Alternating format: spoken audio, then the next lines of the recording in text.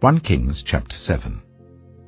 It took Solomon 13 years, however, to complete the construction of his palace. He built the palace of the forest of Lebanon, 100 cubits long, 50 wide, and 30 high, with 4 rows of cedar columns supporting trimmed cedar beams. It was roofed with cedar above the beams that rested on the columns, 45 beams, 15 to a row. Its windows were placed high in sets of 3, facing each other. All the doorways had rectangular frames. They were in the front part in sets of 3, facing each other. He made a colonnade, 50 cubits long and 30 wide. In front of it was a portico, and in front of that were pillars and an overhanging roof. He built the throne hall, the hall of justice, where he was to judge, and he covered it with cedar from floor to ceiling. And the palace in which he was to live, set farther back, was similar in design. Solomon also made a palace like this hall for Pharaoh's daughter, whom he had married. All these structures, from the outside to the great courtyard and from foundation to eaves, were made of blocks of high-grade stone cut to size and smoothed on their inner and outer faces. The foundations were laid with large stones of good quality, some measuring 10 cubits and some 8. Above were high-grade stones cut to size and cedar beams. The great courtyard was surrounded by a wall of 3 courses of dressed stone and 1 course of trimmed cedar beams, as was the inner courtyard of the temple of the Lord with its portico. King Solomon sent to Tyre and brought Hiram, whose mother was a widow from the tribe of Naphtali, and whose father was from Tyre and a skilled craftsman in bronze. Hiram was filled with wisdom, with understanding, and with knowledge to do all kinds of bronze work. He came to King Solomon and did all the work assigned to him.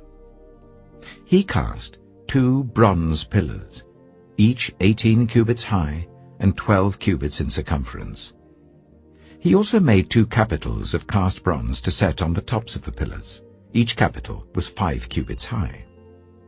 A network of interwoven chains adorned the capitals on top of the pillars, 7 for each capital. He made pomegranates in 2 rows encircling each network to decorate the capitals on top of the pillars. He did the same for each capital.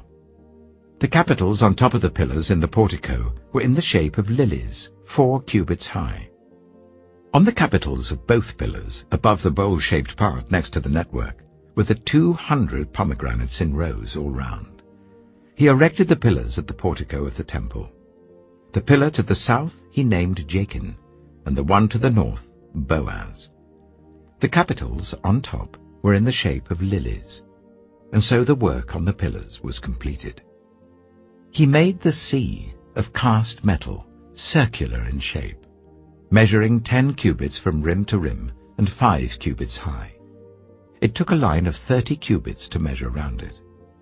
Below the rim, gourds encircled it, 10 to a cubit. The gourds were cast in 2 rows, in one piece with the sea. The sea stood on 12 bulls, 3 facing north, 3 facing west, 3 facing south, and 3 facing east.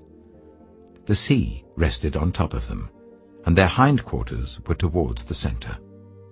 It was a handbreadth in thickness, and its rim was like the rim of a cup, like a lily blossom.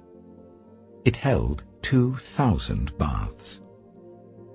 He also made 10 movable stands of bronze. Each was 4 cubits long, 4 wide, and 3 high. This is how the stands were made. They had side panels attached to uprights. On the panels between the uprights were lions, bulls, and cherubim, and on the uprights as well. Above and below the lions and bulls were wreaths of hammered work. Each stand had 4 bronze wheels with bronze axles, and each had a basin resting on 4 supports cast with wreaths on each side. On the inside of the stand there was an opening that had a circular frame 1 cubit deep. This opening was round, and with its basework it measured 1.5 cubits. Around its opening there was engraving. The panels of the stands were square, not round. The 4 wheels were under the panels, and the axles of the wheels were attached to the stand. The diameter of each wheel was a cubit and a half. The wheels were made like chariot wheels. The axles, rims, spokes, and hubs were all of cast metal. Each stand had 4 handles, one on each corner projecting from the stand. At the top of the stand there was a circular band half a cubit deep. The supports and panels were attached to the top of the stand. He engraved cherubim, lions, and palm trees on the surfaces of the supports and on the panels in every available space, with wreaths all round. This is the way he made the 10 stands. They were all cast in the same molds and were identical in size and shape. He then made 10 bronze basins, each holding 40 baths and measuring 4 cubits across, 1 basin to go on each of the 10 stands. He placed 5 of the stands on the south side of the temple and 5 on the north. He placed the sea on the south side, at the southeast corner of the temple. He also made the pots and shovels and sprinkling bowls. So Hiram finished all the work he had undertaken for King Solomon in the temple of the Lord.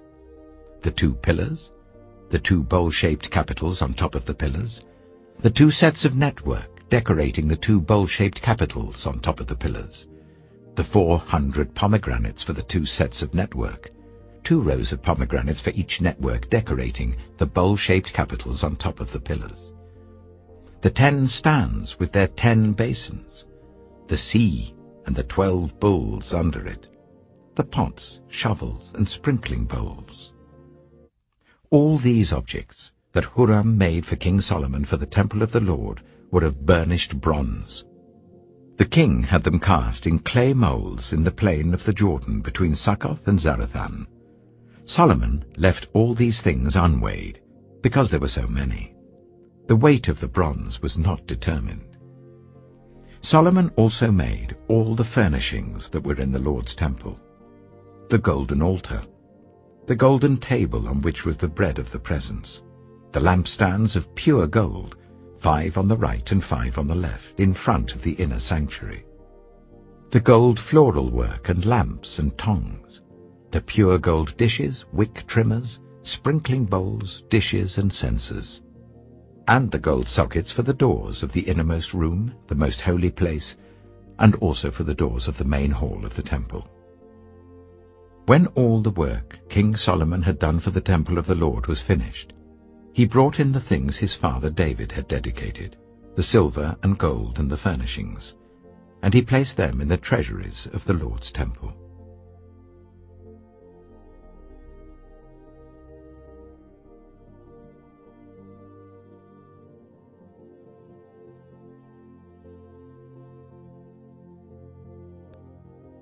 Corinthians chapter 8. Now about food sacrificed to idols. We know that we all possess knowledge, but knowledge puffs up, while love builds up.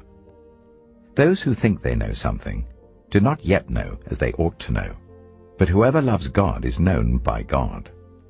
So then, about eating food sacrificed to idols, we know that an idol is nothing at all in the world, and that there is no God but one. For even if there are so-called gods, whether in heaven or on earth, as indeed there are many gods and many lords, yet for us there is but one God, the Father, from whom all things came and for whom we live, and there is but one Lord, Jesus Christ, through whom all things came and through whom we live. But not everyone possesses this knowledge. Some people are still so accustomed to idols that when they eat sacrificial food, they think of it as having been sacrificed to a god, and since their conscience is weak, it is defiled. But food does not bring us near to God. We are no worse if we do not eat, and no better if we do. Be careful, however, that the exercise of your rights does not become a stumbling block to the weak. For if someone with a weak conscience sees you, with all your knowledge, eating in an idol's temple, won't that person be emboldened to eat what is sacrificed to idols? So this weak brother or sister for whom Christ died is destroyed by your knowledge. When you sin against them in this way and wound their weak conscience, you sin against Christ. Therefore, if what I eat causes my brother or sister to fall into sin, I will never eat meat again, so that I will not cause them to fall.